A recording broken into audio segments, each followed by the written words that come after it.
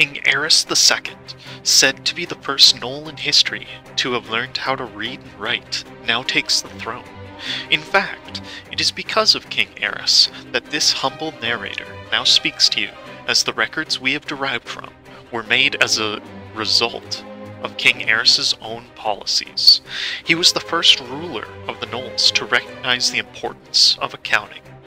From his accounting and record-keeping, King Aaryz found out that the Grotto was swimming in gold, and was not spending any of it on relevant investments.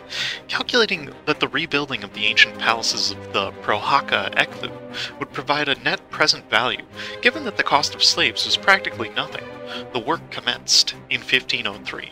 Using his newfound accounting practices, King Aaryz even made a formal looting of the city of Medrubar, where he utterly gutted the Order of the Zenith to his Golden Heart's content. One night, as he was making his rounds collecting ducats from his slave chieftains, he heard a voice call out from the direction of the Sadsur Mountains. "More souls for the warp fire of the Haz. Yes, yes. I did not rule this kingdom simply to make money. I did it for the demons." He surmised that it must have been the spirit of Queen Tluukt, still unsatisfied with her legacy's conquest. To this, King Aaryz had one thing to declare to his subjects in the year 1506. The second great age of monsters had begun, and he and his line would be their indisputable rulers, till as such a time when the demonic overlords deemed otherwise. Welcome back, everyone, to the Building Centers for Gnolls Who Can't Read Good campaign with me, Dwarf Pete, where in this episode we're going to attempt to complete an absolute metric ton of missions. Most importantly, I'd love to formalize our language, getting some extra idea cost. But somebody pointed out to me how, dang it, I was about to backstab him. He gave me the money. Whatever, fine. I don't care. I was going to backstab him, get my own money from Marblehead, but as somebody pointed out to me, all I had to do was give him the land he was trying to take, and he would get out peacefully. So now that should be good. What I am going to do, though, is reform our armies a little bit, because I've noticed we are up to 24, and man, do I not want to lose battles. That would suck. So I think we'll just do 25 easily. Okay, next thing we are up to, and I think it's quite pleasing now, is that... Oh, I have to be not running a deficit. Well, that's easy to do. Just stop paying down corruption. Did you give me land? Why am I overextended? No, I still have a ton of... That's right, I was waiting for this to buy down. Yes. Eventually we'll fix that problem. I don't know. Maybe, if I feel like it. I think it's quite flavorful if King Aaryz, the one who can read, crazy thing that for Gnoll, is able to get the Azkasur in a bloodless siege. And furthermore, I think we're going to drop this heir. I feel like we can do better, he says. We're probably going to do much worse, and I will be annoyed, but that's the nature of these roles sometimes. Okay. Need 10 guys there, 10 guys there. And so, for many long years, Zaka battled fruitlessly with the occupants of the great Bulwari fortress of Azkasur, which ironically has been taken over by Sariant, but we will, small things. Though he secured countless victories over them, in the end, it seems he failed to crack their walls, and they are mighty walls indeed. Yeah, to be able to be knocked out by Sariant. And were we to besiege them, though, our pack would no doubt triumph. It would come as a great loss. But the defenders of Azkasur have lived nearly a generation under constant siege, first from Zaka, and then from Jadar, and now from us. The tension within the citadel must surely be at the breaking point, and with a show of strength, we might yet break them without shedding a drop of blood. Okay. Our warriors amassed in the plains before Azkasur, innumerable gnolls howling and yipping wildly, their whooping cries no doubt heard in every corner of the ancient citadel. The warriors of the citadel, tempered by Zaka and Jadar, no doubt fear a long and bloody siege. But looking upon the pitiable squalor and sheer destination of the once glorious lands of Azkasur, our King Aaryz the Second has other thoughts. The King of Azkasur, his lands, thronging with refugees and bandits, may be willing to consider an offer of protection under our glorious pact, provided we prove ourselves different from the rapacious Zaka, and vow to return Azkasur to its former glory, along with its lost territories.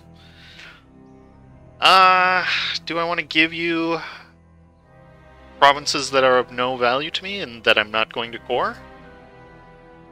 Plus I have to pay you money? No, bad idea. Well... No, I think I'd rather conquer you. I could get some concessions from Segdir as well. Yeah, I'd much rather conquer him straight out. And that's... I don't want to spend the money, and I don't want to inherit his massive hatred of me. If you conquer a nation and then re-release it, you do not have to deal with the aggressive expansion penalty that you had prior with the nation. So for that reason, I'm out. Okay, who am I at war with exactly? One of the guys over here, okay. Not really sure who I'm going to give your land to just yet. I want the gold province, that's for sure, but not sure what else I want to do. 10 years ago, we embarked upon the monumental task of restoring the ancient glory of the Prohaka Eklu to Raxaklu in order to formally dedicate the city to Gnollish rule. In that intervening decade, much has changed, both in Raxaklu proper and throughout our realm. The ziggurat, built of hastily assembled materials atop the hill where Jexus's manor once stood, has fallen into disarray, a consequence of its rapid construction. The decaying structure was soon incorporated into the construction of Prohaka Eklu, giving the consequent palace an almost religious appearance now that it has been completed. As for the rest of Raxaklu, any memory of the old Seriand has long been supplanted by new construction and inhabitation. Gnolls throng every corner of the city, looking no longer like conquerors, but instead living their daily lives as if the city has always been their native home. Merchants from near and far travel comfortably and without fear throughout the markets, long familiar with any idiosyncrasies of Gnollish administration. Overlooking it all, of course, is the great palace itself, dwarfing the original Elven palace in both size and opulence. The Prohaka Eklu serves as both the administrative center and residence of our great Akalunakal and their pack, with facilities more than adequate enough to house the Gnoll rulership and all their slaves. The stonework of the palace itself is of the highest quality, incorporating the expertise of several Craw masons and architects who have labored for 10 years in order to facilitate the vision of our Aaryz the Second. The broad columns holding aloft macabre friezes over an open-air floor plan give the palace an imperious authority that stands out from orthodox Bulwari in modern Sun Elven architecture. To the residents of Raxaklu who look upon it from below, the palace represents both the wealth and the power of our great pack. And Raxaklu gets some supply limit, some trade value modifier. Ooh. Oh, wait, no. Actually, no, that's actually pretty good. I thought this was like trade value for the entire series, and no, that would have been absurd. So now we've repaired two massive palaces. I think it's only fitting then that we put a castle in our restored capital, so that it doesn't get taken ever again. Okay, do I want to feed this land to Edis Vaccine? You know, I think I do, because I'm not gonna bother to... I thought I converted you to the old Sun Cult. Did you lose to Rebels? Wait, what? Azkabar's the old Sun... Oh, it spawned in Azkabar, okay. Maybe? I don't know. Okay, whatever. Right, we've got a ton of Diplo just piling up here. I gotta piss off the mages in order to fix this. Yes, let me spend my Diplo. Good. And I'm thinking from the dwarves we can just take a quick influx of cash if we don't utterly die in the siege. Run away. Ah, crap. Please, Mr. March, fix my problems for me. We can go with Magical Elite, which I feel is...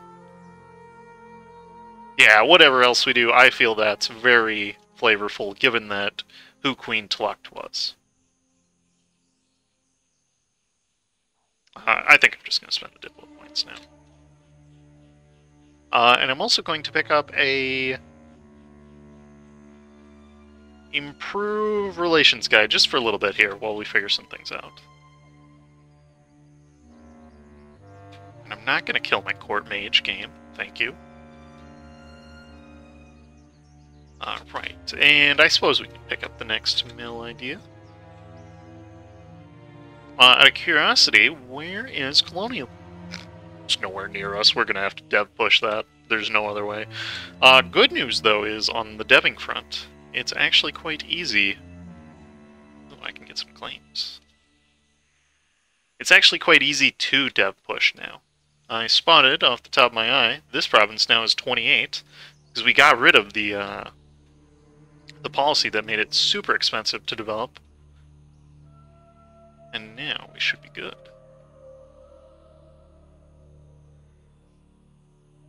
Okay. You want some trade power in... I don't know where... Tluukt? I think that's the... Oh, that's our capital. You want prestige? Yes. In exchange for admin? That sounds like a great deal. Okay. So, from this war, I want the following things. Yes. And it's probably not going to be huge. Yeah, nobody's going to care. As they should. I could also declare a war on vertical long. Yes, I could. I can force you as a tributary state? Well, you can't just provide me with that option and then watch me not take it. Yes, I will. That would be hilarious. And we just lost the fort. Oh, you went straight down there, did you? Smart move, I guess. Yeah, we will get a force him as a tributary state. I don't know how I got it, but I think that would be hilarious. Sure. We could even end the orchestra. Yes, I will do that. That sounds even funnier.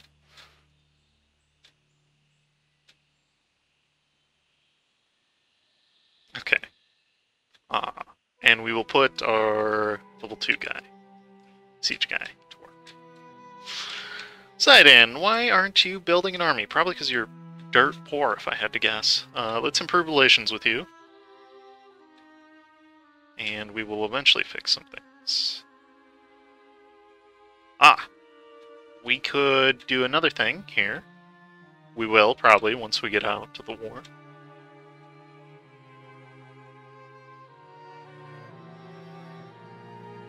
And I should pick up a manpower guy.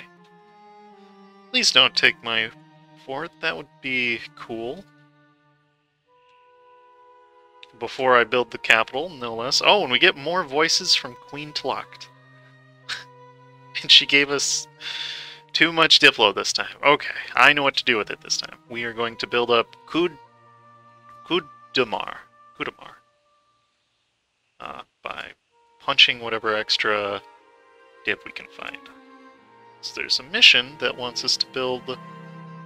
Oh, we already did it. Awesome. Okay. Right. We gnolls are a cunning and thrifty breed, contrary to our depictions in the dogma of Bulwari worship. Above all, we crave to avoid labor which can be done by another. Second only to the whip, the sweet allure of gold is the surest means of delegating such duties, and thus many a gnoll of old set their ambitions to acquiring great sums of wealth abroad, but with our packs confined to the poverty of late. Many of us have forgotten the siren call of the sea. No more! From henceforth, Cadamore, we shall renew our great commerce and soon once again dominate the markets of the Gulf of Glass. Okay. And if we build a dock in here, we can export some slaves to, I'm thinking, none other than Anbennar, the massive Coronite temple in the deep woods. Yes, I don't understand it either. It's very strange to me. Coronite temples in the deep wood. These things do not... Ugh. Ugh, get rid of it. No. I literally just made a joke about how I would get worse, didn't I? Ugh, absolutely disgusting.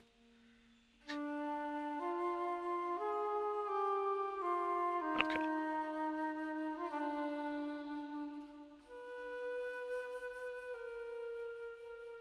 And I think this should be enough to get rid of... No, not my court mage. Yes, it is. Okay. Let's come back from Sidan, then. And we can separate piece Segdir.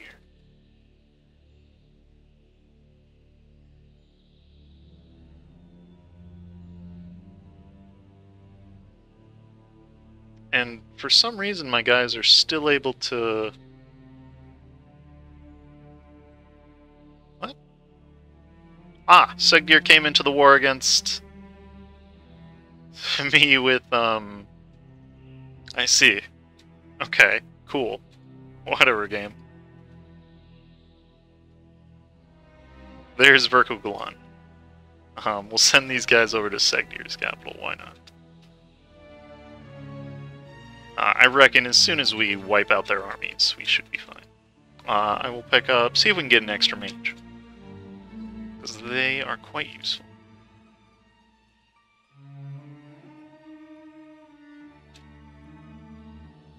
Okay. There's these guys. Yep, they want out. So we will end them, and we will eventually divvy up the land. Can't be bothered to right now. It's very... Holy crap, you have already sieged back your capital. How? I made a mistake in not killing you. Can you become my... Do I want you as a vassal or as a tributary? I don't remember if tributaries can give trade power. Then again, let me ask, how much... Yeah, he has a level 3 node.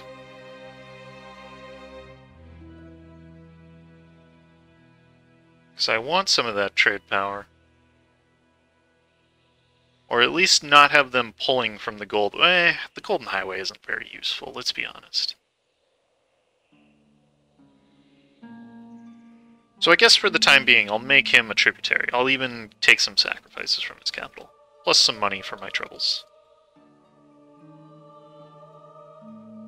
Okay. And that gets me into peace so I can start divvying up some land. Alright, let's release Azkassur. Does he really have... Oh, yeah, I guess he does. Okay. We can pick up Busalar as a rival. Azkassur now becomes back online. Like I said, I didn't want to have them super angry over my aggressive expansion habits. And would you look at that, every single person I know hates me. Well, here's a fort. Stop bothering me. Verkogulan definitely hates me. By how much? Not that much, actually. That'll be quick to fix. So we shall. And gosh dang it, AI. Okay. Let's work the problems here.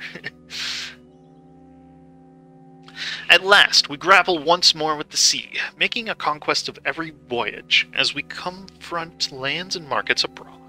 Our primary export should come as no surprise. For all thinking beasts, none excel so much as gnolls in the acquisition of slaves, and there are no slaves more suited for strenuous labors than those weaned by gnollish whips. The world no doubt desires our living cargo, yet our merchants face no small amount of persecution on foreign shores. It seems a foul reputation precedes us.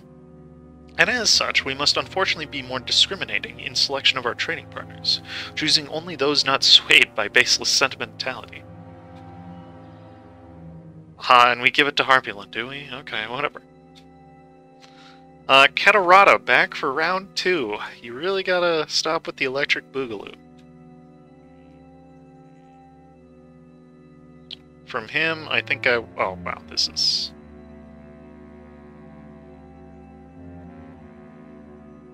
Yeah, I should not have, I should have converted him into a regular vassal as soon as I...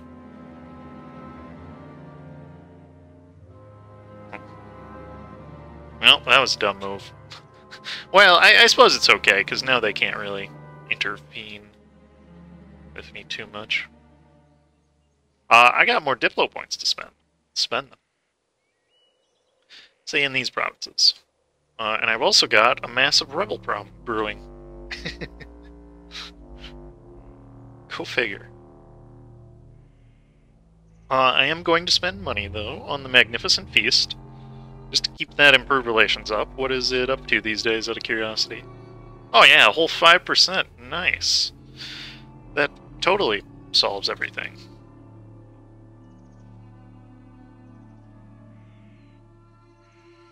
Okay, let's get these guys reformed. Ooh, he's got a war. Ooh, that's going to be annoying. But we do have Harpulin in this war, funnily enough. Perfectly willing to help us out.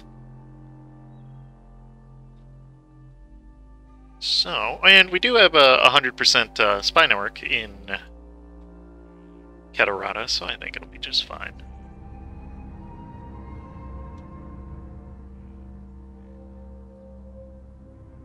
That, though, he has quite a few troops. My fortifications are built, so he can no longer stab me in the back. The sneaky get, so we can purely fight in places that benefit me. Speaking of which, let's try out that. Oh, he took the fort. Of course he did.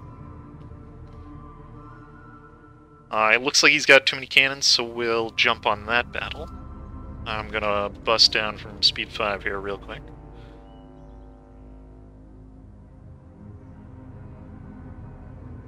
And we'll put you right there.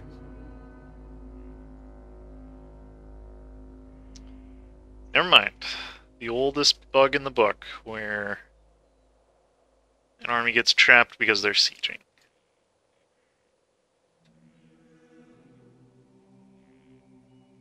Okay.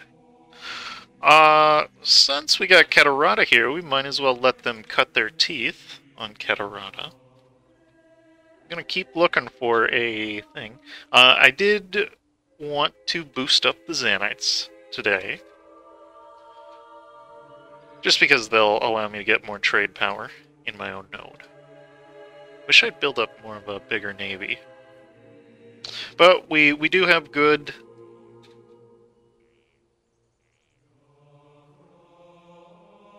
Hold up. This is bugged. That's not how it's supposed to work. Huh. Strange. Yeah, no, that's an actual bug. You're not supposed to lose... Oh, do I have negative siege ability? Ah, okay. I read that wrong. Nope, I'm a genius. Insert joke about Dwarf Pete. Is this a bug?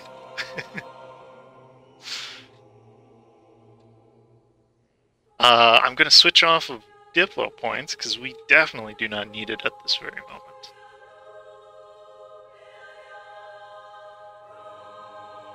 Okay. And I reckon we should be able to beat him in no time flat. I don't think he's going to be able to get through the sewer mountains, especially. Speaking of which, Totally forgot to turn off the defensiveness here. Good.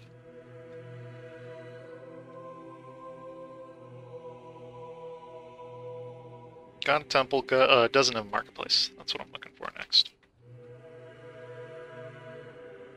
I think for my next great project, what I'm going to work on is building up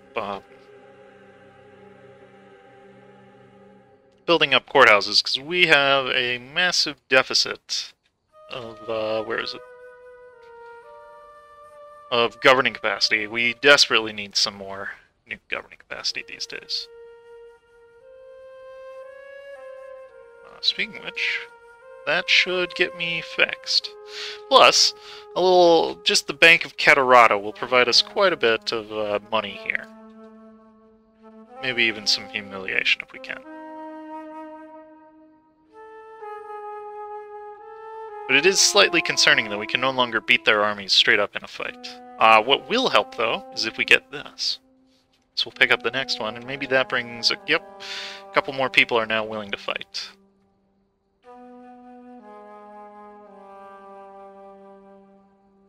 Alright, just take the fort, man. Just take the fort. It's not that hard. And Bisartanses, actually, funnily enough, has reappeared. I think we can kill that army very easily. And once we do that, we can wrap up in the north. I'll pick up that. See if that brings anybody else extra in. Alcalces, we can improve with you again. Azkabar, we can always improve with you. And good, we're pushing him to Salahad Gate. That's excellent. He's now stuck there. Let's fight him before the reinforcements from Kraw's Way come in. And perfect. Now we have free reign over these guys.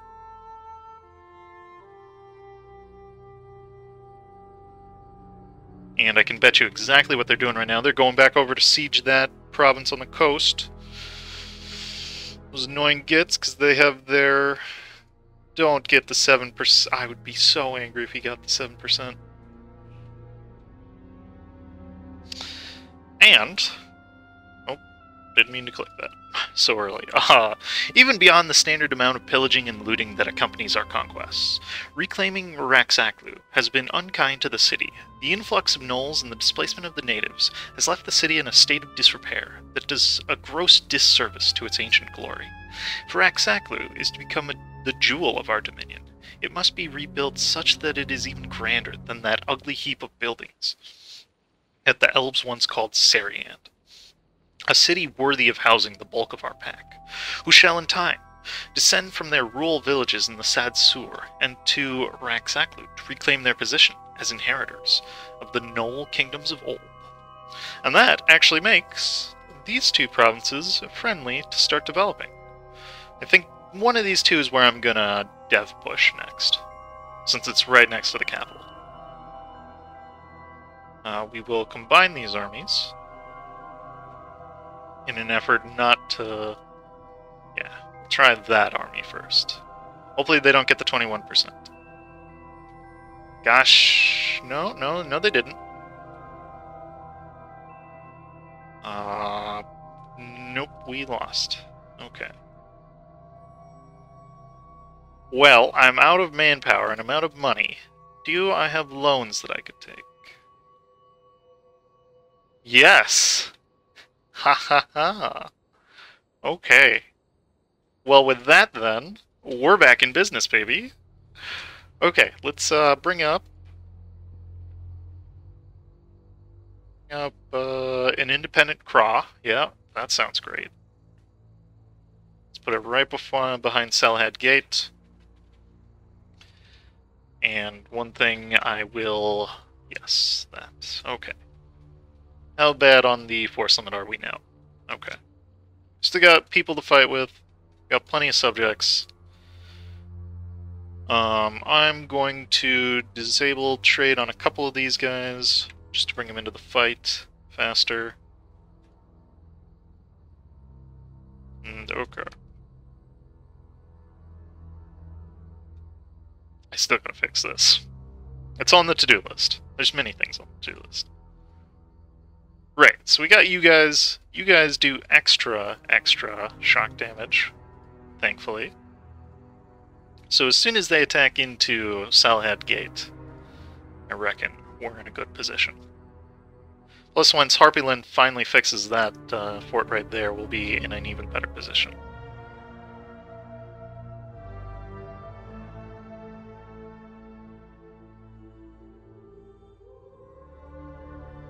Oh! And we have horse races to bet on. Today marks the beginning of the grandest contest in all of Bulwar, the Great Amazivan Horse Race. Oh, interesting. Candidates from all over the continent arrive in hopes of participating and claiming victory and glory for their people. Any jockey chosen shall get the occasion to demonstrate his nation's prowess in horse wrangling through his own skill and discipline. For the winner, a grand prize, and for the public, a great day of excitement. But it's also fortune, as the Amazvan horse race is the most extravagant gambling event in all Bulwar. From Bahari lords, flush with Azka Everon gold, to the richest silk merchants of Zanbar, to the heads of Bulwar's 12 families, none escape the chance to win or lose some coin. And many people have caused or escaped financial ruin due to the immense amount of wealth exchanged here. Only one question remains. Who shall be our jockey? Is there anyone from a...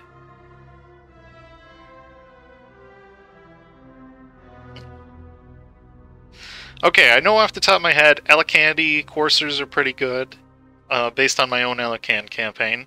I know Arbor Annies are pretty good. For that reason, I'm going to bet on Alicante. And you know what? We'll, punch some money into it. Wheat!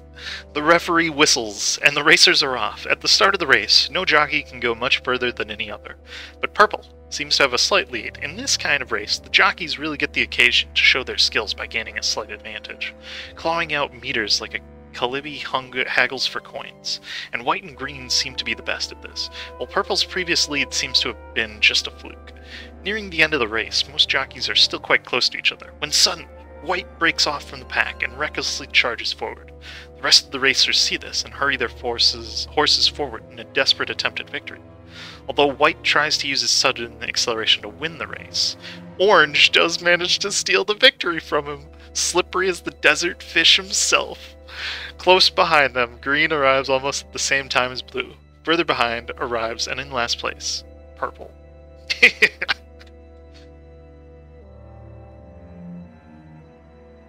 Note that this does not... if this episode has a gambling commercial right before it... One, well played, YouTube. I did not see that coming. Yes. Participate in the Amazvan Anbennar gambling ring today.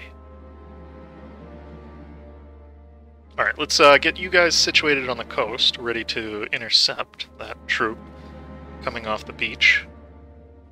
Beat them back worse than D-Day. Awesome, that's hopefully that'll be a snack wipe. Ugh. No, it's not. Well, either way, we've still got access to tons of mercs. Let's bump this up to speed 5. You know what? Actually, no. I want to win this war flat out. I think I'm going to take more land from Keterada. I'd love to be able to take this coastal province. So I think I'm going to roll this over into the next episode. Take a little break, figure out how I want to beat them decisively. As always, thank you for watching, and stay tuned for more Tluukt.